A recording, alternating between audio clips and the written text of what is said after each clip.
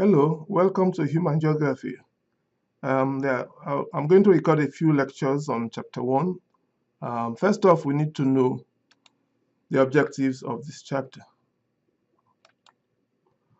In this chapter, I will try to define what is human geography. We'll look at location of places.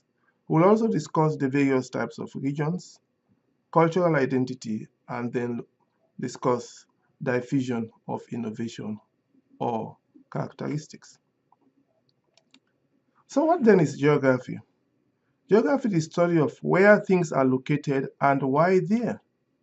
We emphasize on the where, the location, specific location of places, and why there. It could be historical factors, it could be contemporary economic factors, it could be a mixture of social factors and economic factors. In geography nowadays, we emphasize the link between globalization and local diversity. Globalization is bringing us closer together, which is based on mainly interdependence and interconnectedness. But we still have local diversity in terms of languages, in terms of religions, in terms of ethnicities, etc., etc. So for human geography, we're going to focus on where and why people and activities are located, where they are located. For instance, why is the east coast of the United States heavily populated?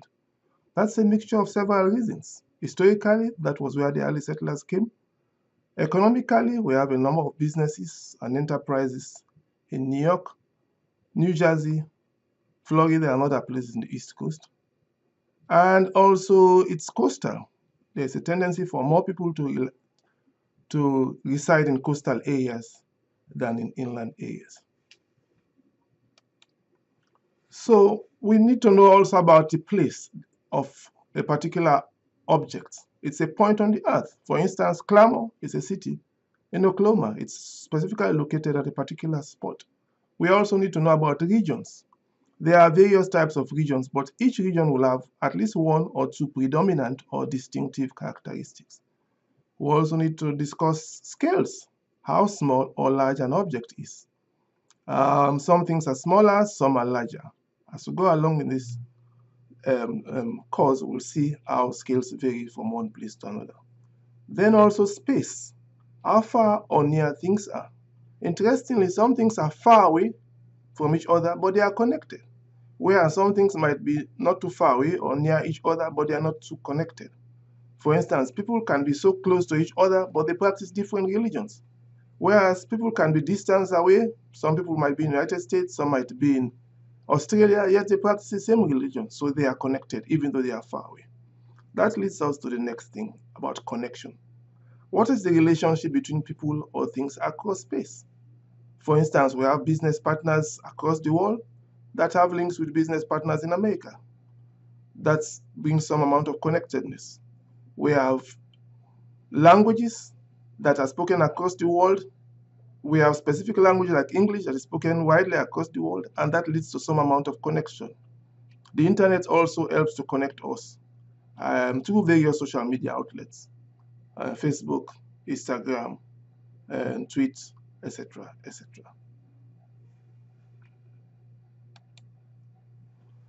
Geography, you cannot do away with maps. Maps are an essential aspect of geography. We need to know to read maps, and that is one of the key things about this class. You'll be able to understand and be able to use maps and to identify and interpret objects in maps.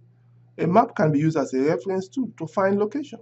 For instance, you know that Tulsa is located southwest of Claremore, and Claremore is located northeast of Tulsa.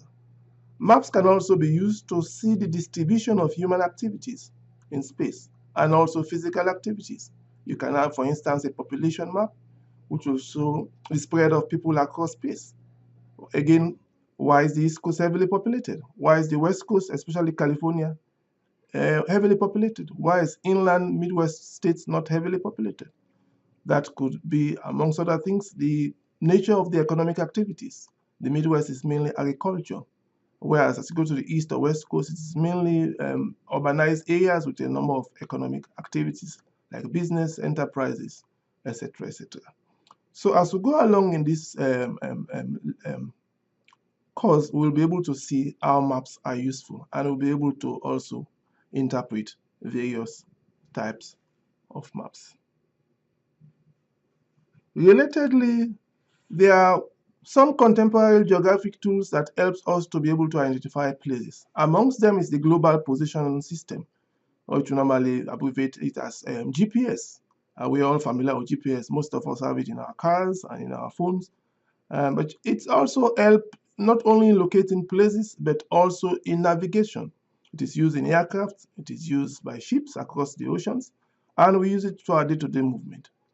Amongst other things, we also have what is called the geographic information systems, wherein we store and analyze geographic information through the use of a computer, and we produce maps that can be updated. If you go to Google Earth, you see ready-made maps that are updated frequently. We also use remote sensing these days.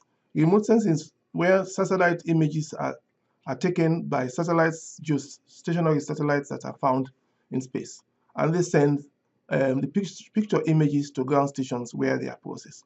And most of the land cover change that images that are produced are later on utilized in the geographic information system to produce maps. The important thing about geographic information systems is that it looks at things over space and time. So you can see, for instance, how land transformation change, land use change in America over the past 40 or 50 years, and we'll have to find out why it changes. So remote sensing, geographic information system, geospatial technology are amongst the things that are very useful nowadays, not only in geography, but in other works that will need maps and also to look at changes over space and time.